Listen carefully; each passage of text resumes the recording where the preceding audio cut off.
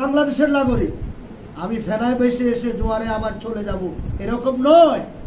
আমি কোনো কি রোহিঙ্গা নয়, আমি বাংলাদেশে আসছি আবার ফু দিয়ে আমাকে ইন্ডিয়া ফাটাই দিবা, মিয়ানমার ফাটাই দিবা, এরকম কোনো কিছু নয়। এটি আমার দেশ, আমি নাগরিক, আমার কথা বলার অধিকার আছে, আমার প্রোগ্রাম করার অধিকার আছে, আমি নেতৃত্ব দেওয়ার অধিকার আছে, মিছিলে যাওয়ার অধিকার আছে, আছে কি নাই?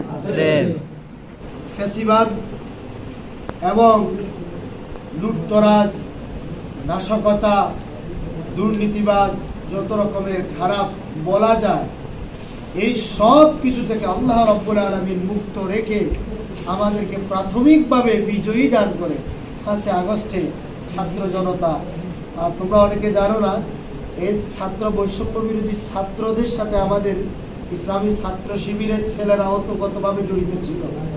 এবং আমার সিলোনিয়া হাই স্কুলের প্রিয় ছাত্র 2022 সালে পরীক্ষা দিয়েছে সারোয়ার জাহান মাসুদ, সে তোমরা জানো 7 নম্বর ওয়ার্ডের সাবেক সভাপতি ছিল, সাথী ছিল শিবিরে।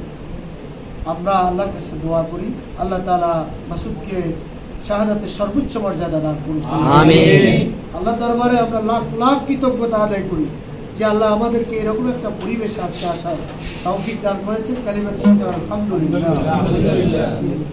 সম্মানিত ভাইয়েরা, আমাদের এই শিবিরের দায়িত্বশীল ভাই আপনাদের উদ্দেশ্যে গুরুত্বপূর্ণ নসিহত পেশ করবেন। আপনারা ইতিপূর্বে আমার আলোচনা শুনেছেন, আমি কোনো রকম কোনো বক্তাও না, কোনো কিছু না, জাস্ট আপনাদের সাথে একটু পরামর্শ করবো, পথ বিনিময় করার জন্য, আপনাদেরকে দেখার জন্য। আজ 15টা বছর আপনাদেরকে দেখি না, একসাথে বসার ওরকম পরিবেশ হয় নাই। জালিমেরা আমাদেরকে এমনভাবে ঘিরে রেখেছিল, জামাতের প্রোগ্রামগুলো আমরা গোপনে গোপনে যেভাবে হোক আমরা সবগুলো করেছি, কোনোটা আমরা বাদ যাইনি। কিন্তু শিবিরের প্রোগ্রামগুলো আমরা একটা তো অংশগ্রহণ করতে পারি নাই, আনুষ্ঠানিকভাবে করতে পারি নাই ওই রকমভাবে। সাথী শাখারগুলো হয়েছে, কিন্তু ওয়ার্ড পর্যায়েরগুলো ওই রকমভাবে আমরা করতে পারি। তরুণ ভাইয়েরা, আল্লাহ তাআলা কি বলতেছেন? তুমিনুনা বিল্লাহি ওয়া রাসূলি, যে তোমরা আল্লাহর প্রতি ঈমান আনো। সর্বপ্রথম আমরা ঈমান আনছি কার প্রতি? আমানতু বিল্লাহি ওয়া মালাইকাতিহি ওয়া কুতুবিহি ওয়া রুসুলিহি ওয়াল ইয়াউমিল আখির ওয়াল কদরি খাইরিহি ওয়া শাররিহি মিনাল্লাহি তাআলা ওয়াল বাসি বা'দাল মাউত। আমরা ঈমানের 7টি বিষয়ের উপর ঈমান আনলাম, রাসূলের প্রতি ঈমান আনলাম। আল্লাহ তাআলা আমাদেরকে দেখেন, এইখানে যারা এসেছে তোমরা ইতিপূর্বে কোনো সংগঠনের সাথে জড়িত হও না, ইসলামী সংগঠনের সাথে কেন তোমরা জড়িত হবা? কেন তোমরা ইসলামী ছাত্র শিবির করবা?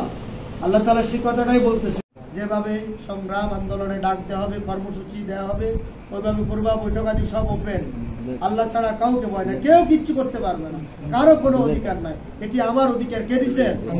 আমি বাংলাদেশের নাগরিক, আমি ফেনায় বেশে এসে জোয়ারে আবার চলে যাব এরকম নয়। আমি কোনো কি রোহিঙ্গা নয়, আমি বাংলাদেশে আসছি আবার ফু দিয়ে আমাকে ইন্ডিয়া ফাটাই দিবা, মিয়ানমার ফাটাই দিবা, এরকম কোনো কিছু নয়। এটি আমার দেশ, আমি নাগরিক, আমার কথা বলার অধিকার আছে, আমার প্রোগ্রাম করার অধিকার আছে, আমি নেতৃত্ব দেওয়ার অধিকার আছে, মিছিলে যাওয়ার অধিকার আছে, আছে কি নাই? আমাদেরকে সংঘবদ্ধতা আসবে, সংঘবদ্ধভাবে যখন আপনি থাকবেন, আপনারা যদি ক্যাম্পাসে যদি ছাত্রছাত্রী কর্মী 2 জন হয়, ছাত্রলীগ অথবা ছাত্রদল 10 জন হয়, 15 জন হয়, কারণ আপনাদের কথাগুলো বাস্তবায়ন হবে না, তাদের কথাগুলো বাস্তবায়ন হবে। তাহলে আমরা যদি চাই যে প্রত্যেকটি ক্যাম্পাস যদি আমরা যদি মুক্ত করতে চাই, থাকবে না এরকম মুক্ত ক্যাম্পাস যদি চাই, তাহলে আমাদের সংখ্যা বেশি হতে হবে না। আমরা যদি আগামী যদি ইসলামী কল্যাণমূলক রাষ্ট্র প্রতিষ্ঠা করতে চাই, কল্যাণমূলক রাষ্ট্র প্রতিষ্ঠা করতে হলে আমাদেরকে 100 কেন লাগবে না? সেই কারণে আমাদেরকে কি করতে হবে?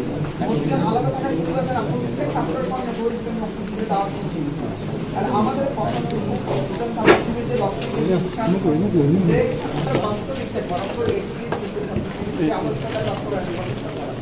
আমাদের সাথে আমাদের এই আদর্শের সাথে অগ্রগতি করতে পারে, সেখানে আমাদেরকে অংশীদার হবে।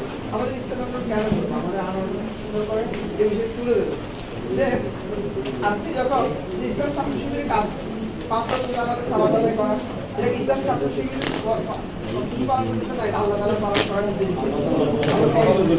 এরপরে আল্লাহ তাআলা কি করছে? আমরা ইসলামী সাহিত্য তৈরি করছি। কেন দেন?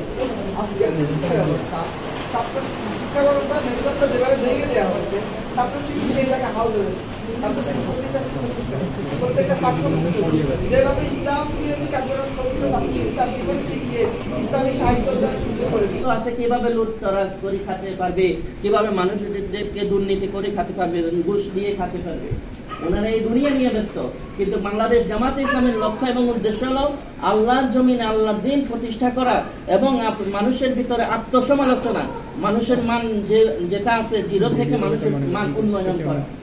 সম্মানিত হাজিরিন, আমি সকল ভাইকে অনুরোধ করব যারা এখনো সাধারণ ছাত্র এবং বাংলাদেশ ইসলামী ছাত্র শিবিরের সাথে জড়িত ছিলেন, আলহামদুলিল্লাহ এখন পরিবেশ পরিস্থিতি আলহামদুলিল্লাহ আল্লাহ পাক হয়তো আমাদের জন্য সহনশীল করে দিয়েছে। এখন যদি আমরা বাংলাদেশ জামাত ইসলামী এবং ইসলামী ছাত্র শিবিরের ছায়াতলে না আসতে পারি, তাহলে আমার মনে করতে হবে আমার মতন দুর্ভাগ্য আর কেউ নেই।